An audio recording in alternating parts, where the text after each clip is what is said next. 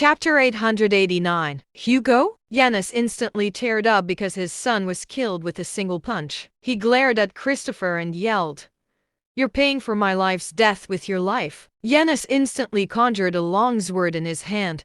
Spiritual pressure erupted from his body as he slashed toward Christopher. The air around him stirred and the ground cracked from the blade energy. The power of the attack seemed terrifying. However, Christopher merely smiled in a creepy way. He stood and struck out with his palm. A terrifying spiritual pressure washed over the living room.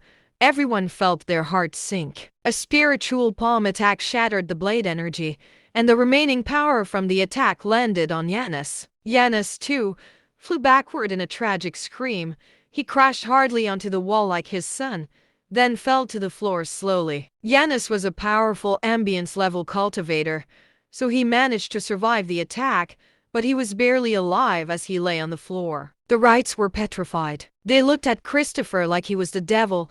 They could not stop trembling. Sadie and Sally finally realized how terrifying Christopher was. They relied on the Fosters, so they could not believe that the Fosters could not even handle a single attack. One died from one punch, and the other was injured from a palm strike. Christopher scoffed coldly and sat down slowly, then looked at Damon. Damon was cautious, and he did not know what to do. Suddenly, someone yelled from outside the door, "Mr. Wright, we're here to visit you." Four middle-aged men walked in with their respective subordinates. They rudely entered without invitation, as if they were walking into their own homes. Damon turned pale.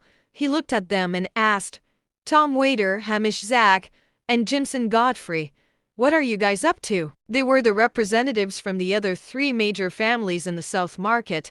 They were also the CEOs of their companies. Tom chuckled when he heard that. He said, "I think you know.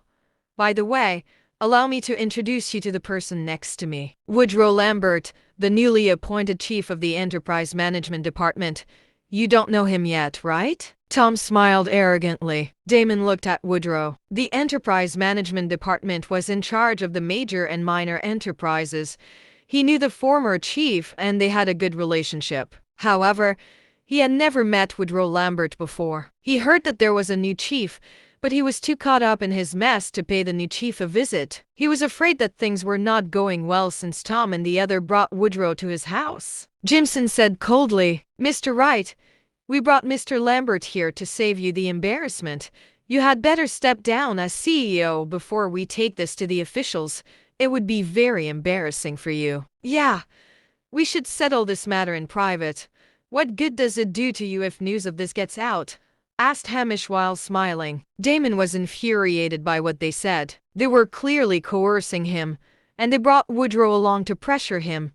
It must have been pre-planned. First, the debt collected showed up. Then, the three major families knocked on his door. Damon felt desperate. Sadie and Sally also panicked. Sally stuttered and said, "Gentlemen, you have so much of our company shares.